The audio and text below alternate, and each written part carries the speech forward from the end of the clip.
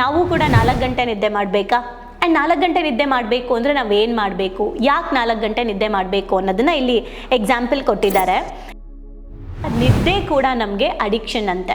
ನೀವು ಸ್ಮೋಕ್ ಮತ್ತು ಡ್ರಿಂಕ್ಸ್ ಮಾತ್ರ ಅಡಿಕ್ಷನ್ ಅಂತ ಅನ್ಕೋಬೇಡಿ, ಬ್ಯಾಡ್ ಹ್ಯಾಬಿಟ್ಸ್ ಅನ್ಕೋಬೇಡಿ, ಈವನ್ ನಿದ್ದೆ ಕೂಡ ಅಂತ ಹೇಳ್ತಾ ಇದ್ದಾರೆ.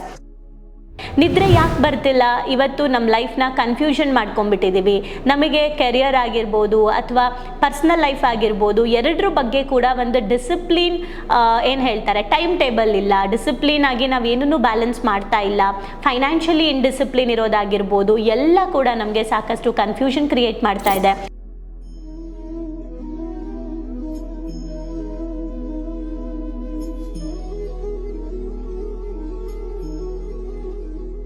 ನಮಸ್ತೆ. ನೀನು ಸತ್ತರೆ ಅಳುವವರು ಯಾರು ಪುಸ್ತಕದಿಂದ ನಮ್ಮ ಮುಂದಿನ ಚಾಪ್ಟರ್ನ ಹೆಸರು ಕಡಿಮೆ ನಿದ್ದೆ ಮಾಡಿ. ತುಂಬ ಜನಕ್ಕೆ ಇಷ್ಟ ಆಗದೇ ಇರೋ ಟಾಪಿಕ್ ಇದು, ಕಡಿಮೆ ನಿದ್ದೆ ಮಾಡಿ ಅಂತ. ಕಡಿಮೆ ನಿದ್ದೆ ಮಾಡಿ ಅನ್ನೋದನ್ನು ನಾವು ನಾರ್ಮಲಿ ಮನೇಲಿ ಕೇಳಿಸ್ಕೊಂಡು ಸಾಕಾಗ್ಬಿಟ್ಟಿರ್ತೀವಿ. ಸಾಕು ನಿದ್ದೆ ಅಂತ, ಕರೆಕ್ಟ್ ಅಲ್ವಾ? ಇಲ್ಲಿ ಯಾಕೆ ಇವರು ಕಡಿಮೆ ನಿದ್ದೆ ಮಾಡಿ ಅಂತ ಹೇಳ್ತಾ ಇದ್ದಾರೆ? ಕಡಿಮೆ ನಿದ್ದೆ ಅಂದರೆ ಹೇಗೆ ಮಾಡಬೇಕು ಅನ್ನೋದನ್ನು ಇಲ್ಲಿ ಹೇಳ್ತಾ ಇದ್ದಾರೆ. ಅದಕ್ಕೊಂದು ಎಕ್ಸಾಂಪಲ್ ಕೊಟ್ಟಿದ್ದಾರೆ.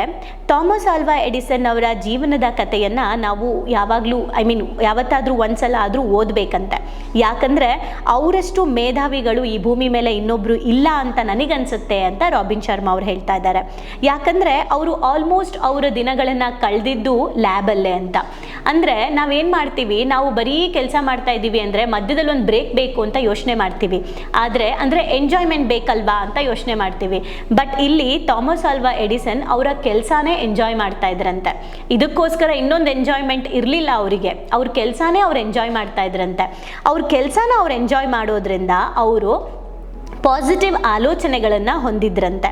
ಇದೇ ರೀತಿ ಅವರು 4 ಗಂಟೆಗಳ ಕಾಲ ಮಾತ್ರ ನಿದ್ದೆ ಮಾಡ್ತಾ ಇದ್ರಂತೆ. ಸೊ ಹಾಗಿದ್ರೆ ನಾವು ಕೂಡ 4 ಗಂಟೆ ನಿದ್ದೆ ಮಾಡಬೇಕಾ? ಆ್ಯಂಡ್ 4 ಗಂಟೆ ನಿದ್ದೆ ಮಾಡಬೇಕು ಅಂದರೆ ನಾವೇನು ಮಾಡಬೇಕು, ಯಾಕೆ 4 ಗಂಟೆ ನಿದ್ದೆ ಮಾಡಬೇಕು ಅನ್ನೋದನ್ನು ಇಲ್ಲಿ ಎಕ್ಸಾಂಪಲ್ ಕೊಟ್ಟಿದ್ದಾರೆ. ನಿದ್ದೆ ಕೂಡ ಒಂದು ರೀತಿ, ಈಗ ಸ್ಮೋಕ್ ಮತ್ತು ಡ್ರಿಂಕ್ಸ್ ಹೇಗೆ ಅಡಿಕ್ಷನ್ ಆಗಿಬಿಡುತ್ತೆ, ಅದೇ ಥರ ನಿದ್ದೆ ಕೂಡ ನಮಗೆ ಅಡಿಕ್ಷನ್ ಅಂತೆ. ನೀವು ಸ್ಮೋಕ್ ಮತ್ತು ಡ್ರಿಂಕ್ಸ್ ಮಾತ್ರ ಅಡಿಕ್ಷನ್ ಅಂತ ಅನ್ಕೋಬೇಡಿ, ಬ್ಯಾಡ್ ಹ್ಯಾಬಿಟ್ಸ್ ಅನ್ಕೋಬೇಡಿ, ಈವನ್ ನಿದ್ದೆ ಕೂಡ ಅಂತ ಹೇಳ್ತಾ ಇದ್ದಾರೆ. ಅಂದರೆ ಸ್ಮೋಕ್ ಮಾಡೋದ್ರಿಂದ, ಡ್ರಿಂಕ್ಸ್ ಮಾಡೋದ್ರಿಂದ ಏನಾಗುತ್ತೆ ನಾರ್ಮಲಿ ನಮ್ಮ ಮೈಂಡಲ್ಲಿ ಅಥವಾ ನಮ್ಮ ಬಾಡಿಯಲ್ಲಿ ಅಂದರೆ, ಸಡನ್ನಾಗಿ ನಾವು ಅದನ್ನು ತಗೊಂಡಾಗ ನರಗಳಿಗೆ ಬ್ಲಡ್ ಸರ್ಕ್ಯುಲೇಷನ್ ಹೋಗ್ತಾ ಇರೋದೇನಾಗುತ್ತೆ, ಅದು ಸ್ಲೋ ಆಗುತ್ತೆ, ಮಂದ ಆಗುತ್ತೆ. ಆ ಮಂದ ಆದಾಗ ನಮಗೆ ಮಂಪರು ಬಂದಂಗೆ ಆಗುತ್ತೆ. ಓಕೆ, ಮತ್ತು ಅಂತೀವಲ್ಲ, ಅದು ಬಂದಂಗೆ ಆಗುತ್ತೆ. ಆವಾಗ ನಮಗೆ ಏನೋ ಒಂಥರ ಆರಾಮ್ ಅನ್ನಿಸ್ತಪ್ಪ ಅಂತ ಅನ್ನಿಸ್ಬೋದು. ಆದರೆ ಅದು ನಮ್ಮ ಸಮಯನ ಮತ್ತು ನಮ್ಮ ಚೈತನ್ಯವನ್ನು, ಜೊತೆಗೆ ಎಷ್ಟೋ ಅವಕಾಶಗಳನ್ನು ಅದು ನಮ್ಮಿಂದ ಕಿತ್ಕೊಂಡ್ಬಿಡುತ್ತೆ. ಹಾಗೆ ನಿದ್ದೆ ಕೂಡ ಅಂತ ಹೇಳ್ತಾ ಇದ್ದಾರೆ. ಅಂದರೆ ಹೆಚ್ಚು ನಿದ್ದೆ ಮಾಡೋದು ಕೂಡ ಒಂದು ಅಡಿಕ್ಷನ್. ನಿದ್ದೆ ಮಾಡಿ ನಾವು ಸೇಮ್ ಹೇಗೆ ಸ್ಮೋಕ್ ಮತ್ತು ಡ್ರಿಂಕ್ಸ್ ಮಾಡಿ ಆ ಟೈಮಲ್ಲಿ ಮತ್ತಾಗುತ್ತೋ ಅದೇ ಥರ ನಿದ್ದೆ ಕೂಡ ಎಫೆಕ್ಟ್ ಹೊಡೆಯುತ್ತೆ.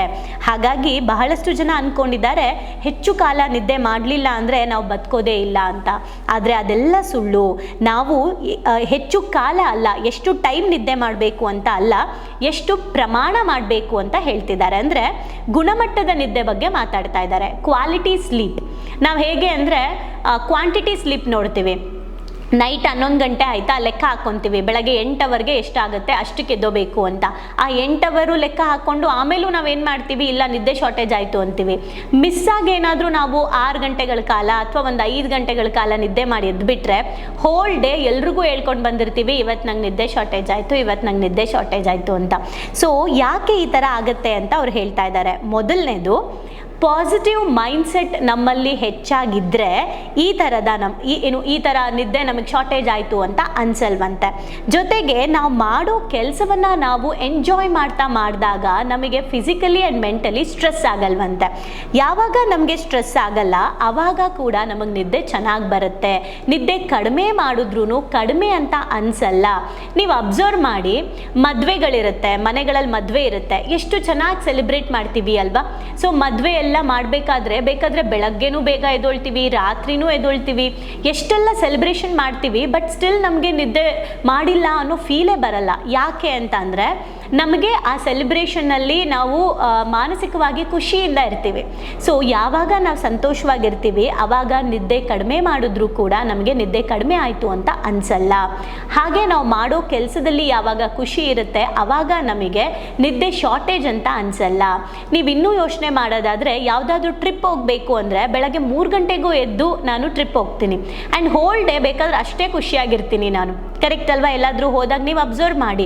ಅದೇ ನಮಗೇನಾಗುತ್ತೆ, ನಾರ್ಮಲಿ ಬೆಳಗ್ಗೆ ಎದ್ದೊಳ್ಬೇಕು ಅಥವಾ ಕೆಲಸಕ್ಕೆ ಹೋಗಬೇಕು ಅಂದರೆ ಇವತ್ತು ರಾತ್ರಿ ಲೇಟ್ ಆಗೋಯ್ತು, ಅದಕ್ಕೆ ನಿದ್ದೆ ಕಡಿಮೆ ಆಗೋಯ್ತು, ಅದಕ್ಕೆ ಎದ್ದೊಳಕ್ಕಾಗಲ್ಲ ಅಂತ ಎಷ್ಟೊಂದು ಕಾರಣಗಳನ್ನ ಕೊಡ್ತೀವಿ. ಯಾರು ಯಾವಾಗಲೂ ಸಕಾರಾತ್ಮಕವಾಗಿ ಯೋಚನೆ ಮಾಡ್ತಿರ್ತಾರೆ, ಒಬ್ಬರ ಬಗ್ಗೆ ಒಳ್ಳೆಯದನ್ನ ಯೋಚನೆ ಮಾಡೋದು, ಒಳ್ಳೆಯದನ್ನ ಮಾತಾಡೋದು, ಒಳ್ಳೆ ವಿಚಾರಗಳನ್ನು ನೋಡೋದು, ಒಳ್ಳೆ ವಿಚಾರಗಳನ್ನು ಕೇಳೋದು, ಒಳ್ಳೆ ವ್ಯಕ್ತಿಗಳ ಜೊತೆ ನಾವು ಏನು ಹೇಳ್ತಾರೆ ಜೊತೆಯಲ್ಲಿರೋದು, ಇವೆಲ್ಲ ಕೂಡ ನಮ್ಗೆ ಏನು ಮಾಡುತ್ತೆ, ಮನಸ್ಸಿಗೆ ಶಾಂತಿಯನ್ನು ಕೊಡುತ್ತೆ. ಯಾವಾಗ ನಮ್ಮ ಮನಸ್ಸು ಪೀಸ್ ಆಗಿರುತ್ತೆ ಆವಾಗ ನಮಗೆ ನಿದ್ರೆ ಚೆನ್ನಾಗಿ ಬರುತ್ತೆ. ನಿದ್ರೆ ಯಾಕೆ ಬರ್ತಿಲ್ಲ? ಇವತ್ತು ನಮ್ಮ ಲೈಫ್ನ ಕನ್ಫ್ಯೂಷನ್ ಮಾಡ್ಕೊಂಡ್ಬಿಟ್ಟಿದ್ದೀವಿ. ನಮಗೆ ಕೆರಿಯರ್ ಆಗಿರ್ಬೋದು ಅಥವಾ ಪರ್ಸ್ನಲ್ ಲೈಫ್ ಆಗಿರ್ಬೋದು, ಎರಡರ ಬಗ್ಗೆ ಕೂಡ ಒಂದು ಡಿಸಿಪ್ಲಿನ್ ಏನು ಹೇಳ್ತಾರೆ ಟೈಮ್ ಟೇಬಲ್ ಇಲ್ಲ. ಡಿಸಿಪ್ಲಿನ್ ಆಗಿ ನಾವೇನೂ ಬ್ಯಾಲೆನ್ಸ್ ಮಾಡ್ತಾ ಇಲ್ಲ. ಫೈನಾನ್ಷಿಯಲಿ ಇನ್ಡಿಸಿಪ್ಲಿನ್ ಇರೋದಾಗಿರ್ಬೋದು, ಎಲ್ಲ ಕೂಡ ನಮಗೆ ಸಾಕಷ್ಟು ಕನ್ಫ್ಯೂಷನ್ ಕ್ರಿಯೇಟ್ ಮಾಡ್ತಾ ಇದೆ. ಈ ರೀತಿ ಕನ್ಫ್ಯೂಷನ್ ಕ್ರಿಯೇಟ್ ಆಗ್ತಾ ಇರೋದ್ರಿಂದ ರಾತ್ರಿ ಮಲ್ಗೋ ಟೈಮಲ್ಲೂ ಕೂಡ ಏನೇನೋ ಯೋಚನೆ ಮಾಡ್ತಾ ಮಲ್ಕೋತೀವಿ. ಆ್ಯಂಡ್ ಇವಾಗ ಮೊಬೈಲ್ಸ್ ಇರೋದ್ರಿಂದ ನಾವು ಮಲಗೋದು ಕೂಡ ಮೊಬೈಲಲ್ಲಿ ಏನಾದರೂ ಒಂದು ನೋಡಿಕೊಂಡೇ ಮಲಗ್ತೀವಿ, ಯಾರ ಬಗ್ಗೆನೋ ಯೋಚನೆ ಮಾಡಿಕೊಂಡೇ ಮಲಗ್ತೀವಿ. ಸೊ ದಟ್ ಅದು ನಮ್ಮ ಆರೋಗ್ಯಕ್ಕೆ ಹಾಳು ಮಾಡ್ತಾ ಇದೆ ಆ್ಯಂಡ್ ನಮ್ಮ ನಿದ್ದೆಯ ಪ್ರಮಾಣವನ್ನು ಅದು ಹಾಳು ಮಾಡ್ತಾ ಇದೆ. ಹಾಗಾಗಿ ನಮಗೆ ನಿದ್ದೆ ಶಾರ್ಟೇಜ್ ಅಂತ ಅನಿಸುತ್ತೆ. ನಿದ್ದೆ ಶಾರ್ಟೇಜ್ ಆಗೋದ್ರಿಂದ ನಾವು ಏನು ನಮಗೆ ಶಾರ್ಟೇಜ್ ಆಯಿತು ಅಂತ ಹೇಳಕ್ಕೆ ಸ್ಟಾರ್ಟ್ ಮಾಡ್ತೀವಿ. ನಮ್ಮ ಹೋಲ್ ಡೇ ದಿನದ ಎಲ್ಲ ಕೆಲಸಗಳು ಕೂಡ ಅದೇ ಥರ ಮಾಡ್ತೀನಿ, ಅಂದರೆ ಪ್ರೀತಿಯಿಂದ ಕೆಲಸಗಳನ್ನು ಮಾಡಲ್ಲ. ಅದಕ್ಕೆ ಇವ್ರು ಏನು ಹೇಳ್ತಿದ್ದಾರೆ ಅಂದರೆ, ಎಷ್ಟೊತ್ತು ನಿದ್ದೆ ಮಾಡಬೇಕು ಅನ್ನೋಕ್ಕಿಂತ ಗಾಢವಾದ ನಿದ್ದೆ ಮಾಡಿ, ತುಂಬಾ ಏನು ಕ್ವಾಲಿಟಿ ನಿದ್ದೆ ಮಾಡಿ ಆ್ಯಂಡ್ ನಿಮಗೆ ಯಾವ ಕೆಲಸ ಇಷ್ಟ ಆ ಕೆಲಸಗಳನ್ನು ಮಾಡಿ. ಆಗ ನಿಮಗೆ ನಿದ್ದೆನೂ ಚೆನ್ನಾಗಿ ಬರುತ್ತೆ, ಕ್ವಾಲಿಟಿ ನಿದ್ದೆನೂ ಬರುತ್ತೆ, ನೀವು ಹೆಲ್ದಿಯಾಗೂ ಇರ್ತೀರಾ. ಅದಕ್ಕೆ ಸ್ಪಿರಿಚುವಲ್ ಮಾಸ್ಟರ್ಸ್ಗಳು ಹೇಳ್ತಾರೆ, ಯಾರು ಹೆಚ್ಚು ಮೆಡಿಟೇಷನ್ ಮಾಡ್ತಾರೆ ಅವರಿಗೆ ನಿದ್ದೆ ಕೂಡ ಕಡಿಮೆ ಮಾಡ್ಬೋದು ಅಂತ. ಯಾಕಂದರೆ ಅವರು ಮೆಡಿಟೇಷನಲ್ಲೇ ಸಾಕಷ್ಟು ನಿದ್ದೆಯನ್ನು ಏನು ಫುಲ್ಫಿಲ್ ಮಾಡ್ಕೊಂಡಿರ್ತಾರೆ. ಅವ್ರಿಗೆ ಬೇಕಾದಂಥ ನಿದ್ದೆ ಯಾಕೆ ಮಾಡಬೇಕು? ಫಿಸಿಕಲಿ ನಮಗೆ ರೆಸ್ಟ್ ಬೇಕು ಅಂತ ಮಾಡಬೇಕು. ಹೇಗೆ ನಮಗೆ ಬ್ಯಾಟ್ರಿ ಜಾಸ್ತಿ ಹೊತ್ತು ಚಾರ್ಜ್ ಹಾಕಿದ್ರೆ ಮೊಬೈಲ್ಗೆ ಎಫೆಕ್ಟ್ ಆಗುತ್ತೋ, ಹೇಗೆ ಗಾಡಿ ಬರೀ ಓಡಿಸ್ತಾನೇ ಇದ್ದರೆ ಗಾಡಿ ಕೂಡ ಇಂಜಿನ್ ಹೀಟ್ ಆಗುತ್ತೋ, ಅದೇ ಥರ ನಮ್ಮ ಒಂದು ದೈಹಿಕವಾಗಿ ನಾವು ತುಂಬ ಕೆಲಸ ಮಾಡಬೇಕಾದ್ರೆ ನಮ್ಮ ಮೈಂಡ್ ಕೂಡ ಚಾರ್ಜ್ ಆಗ್ತಾನೇ ಇದ್ದರೆ ಬ್ಲಾಸ್ಟ್ ಆಗೋ ಚಾನ್ಸಸ್ ಇರುತ್ತೆ. ಅದಕ್ಕೋಸ್ಕರ ನಮ್ಮ ಮೈಂಡ್ ಮತ್ತು ನಮ್ಮ ಬಾಡಿ ಎರಡೂ ಕೂಡ ಸ್ವಲ್ಪ ಹೊತ್ತು ರೆಸ್ಟ್ ತಗೊಳ್ಳಿ, ಅದು ಕಾಮ್ ಆಗಲಿ ಅನ್ನೋ ಕಾರಣಕ್ಕೋಸ್ಕರ ನಿದ್ದೆ ಮಾಡ್ತಾ ಇದ್ದೀವಿ. ಬಟ್ ನಾವು ನಿದ್ದೆನೇ ಒಂದು ಅಡಿಕ್ಷನ್ ಮಾಡಿಕೊಂಡು ಲೈಫ್ ಲೀಡ್ ಮಾಡ್ತಾ ಇದ್ದೀವಿ. ಸೊ ಇದ್ರ ಬಗ್ಗೆ ಎಲ್ಲ ಯೋಚನೆ ಮಾಡಿ ಈ ರೀತಿ ಜೀವನ ಮಾಡಿದ್ರೆ ನಿದ್ದೆನ ನಾವು ಕ್ವಾಲಿಟಿ ಸ್ಲೀಪ್ ಮಾಡ್ಬೋದು. ಸೊ ಕ್ವಾಲಿಟಿ ಸ್ಲೀಪ್ ಮಾಡೋದ್ರಿಂದ ನಮ್ಮ ಹೋಲ್ ಡೇ ನಾವು ಚೆನ್ನಾಗಿ ಸೆಲೆಬ್ರೇಟ್ ಮಾಡ್ಬೋದು, ದಿನವನ್ನೇ ನಾವು ಸೆಲೆಬ್ರೇಟ್ ಮಾಡ್ಬೋದು. ಸೊ ಇವತ್ತಿಂದ ಯಾರೆಲ್ಲ ನಿದ್ದೆ ಮಾಡದೇ ಇರೋದಕ್ಕೆ ಏನು ಕಾರಣ ಅಂತ ಗೊತ್ತಾಯಿತು. ಸೊ ಇವತ್ತಿಂದ ಯೋಚನೆ ಮಾಡಿ ನಾವು ಎಷ್ಟೊತ್ತು ಮಲಗಬೇಕು ಅಥವಾ ಎಷ್ಟು ಚೆನ್ನಾಗಿ ಮಲಗಬೇಕು ಅಂತ, ಎರಡರಲ್ಲಿ ಯಾವ್ದು ಇಂಪಾರ್ಟೆಂಟ್ ಅಂತ ಥಿಂಕ್ ಮಾಡಿ ಆ್ಯಂಡ್ ಚೆನ್ನಾಗಿ ನಿದ್ದೆ ಮಾಡೋದಕ್ಕೆ ಕೆಲವೊಂದು ಟಿಪ್ಸು ಸದ್ಗುರು ಅವರು ಹೇಳಿರೋದು. ಸೊ ರಾತ್ರಿ ಹೊತ್ತು ನಾವು ಸ್ನಾನ ಮಾಡಿಕೊಂಡು ನಮ್ಮ ರೂಮ್ನ ಯಾವಾಗಲೂ ಫಸ್ಟ್ ಆಫ್ ಆಲ್ ನಾವು ಮಲಗೋ ಜಾಗ ಯಾವಾಗ ಕ್ಲೀನ್ ಇರುತ್ತೆ ಆಗ ಪೀಸ್ ಇರುತ್ತೆ ಮೊದಲನೇದು. ಆ್ಯಂಡ್ ನಾವು ಸ್ನಾನ ಮಾಡಿಕೊಂಡು ನೈಟ್ ಮಲಗಿದಾಗ ಒಂದು ಚಿಕ್ಕ ಲೈಟ್ ದೀಪನ ಹಚ್ಚಿ ನಾವು ಮಲಗಿದಾಗ ಏನಾಗುತ್ತೆ, ನಮಗೆ ತುಂಬಾ ಸೌಂಡ್ ಸ್ಲೀಪ್ ಅಂತೀವಿ ಅಲ್ಲ, ಅಷ್ಟು ಗಾಢವಾದ ನಿದ್ದೆ ಬರುತ್ತೆ. ಇವೆಲ್ಲ ಕೆಲವೊಂದು ಟಿಪ್ಸ್ಗಳು. ಸೊ ಹಾಗೆ ನಾವು ಮಲಗಕ್ಕೆ ಮುಂಚೆ ನಮ್ಮ ಮೈಂಡ್ಗೆ ಹೇಳಬೇಕು, ನಾಳೆ ಬೆಳಗ್ಗೆ ನಾನು ಇಷ್ಟು ಗಂಟೆಗೆ ಎದ್ದೋಬೇಕು, ಹೆಲ್ದಿ ಸ್ಲೀಪ್ ಕೊಡು ಅಂತ. ಡೆಫಿನೆಟ್ಲಿ ಅದು ವರ್ಕ್ ಆಗುತ್ತೆ. ಯಾರು ವರ್ಕ್ ಮಾಡಿ ಅನುಭವಿಸಿರ್ತೀರೋ ಅವರು ಕಮೆಂಟ್ ಮಾಡಿ. ವರ್ಕ್ ಮಾಡಿಲ್ಲ ಅಂದರೆ ನೀವು ವರ್ಕೌಟ್ ಮಾಡಿ ನಿಮಗೆ ಒಂದು 3-4 ಡೇಸ್ ನೋಡಿ ಎಸ್ ಹೌದು ಇದು ನನಗೆ ವರ್ಕ್ ಆಗ್ತಾ ಇದೆ ಅಂತ ಅನಿಸಿದ್ರೆ ಆಮೇಲೆ ನೀವು ಕಮೆಂಟ್ ಮಾಡ್ಬೋದು. Thank you.